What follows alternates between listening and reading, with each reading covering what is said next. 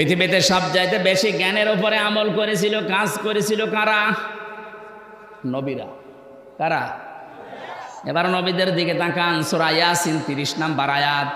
ইয়া হাসরাতান আলাল ইবাদ মা ইয়াতিহিম মির রাসূলিন ইল্লা কানু বিহি ইস্তাহজিউন।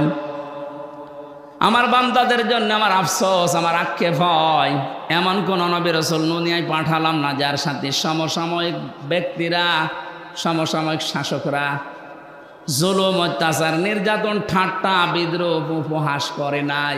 এ কথা বলছে কে? আরো জোরে বলেন। নবীদের চরিত্র খারাপ ছিল? মানুষকে কষ্ট দিত? কেন তাদের উপর অত্যাচার? একটাই কারণ, আমি প্রত্যেকটা নবীর জীবনে অন্তত যতগুলো কোরআনে পেয়েছি, পড়ে দেখেছি, প্রতিটি নবীর জীবনে একই অবস্থা, কারণ তারা জ্ঞানের উপরে আমল করত। কথা বলে না কেন? জ্ঞানের উপরে আমল করতে গিয়ে অনেকের নাম পর্যন্ত তারা হারিয়ে ফেলেছে।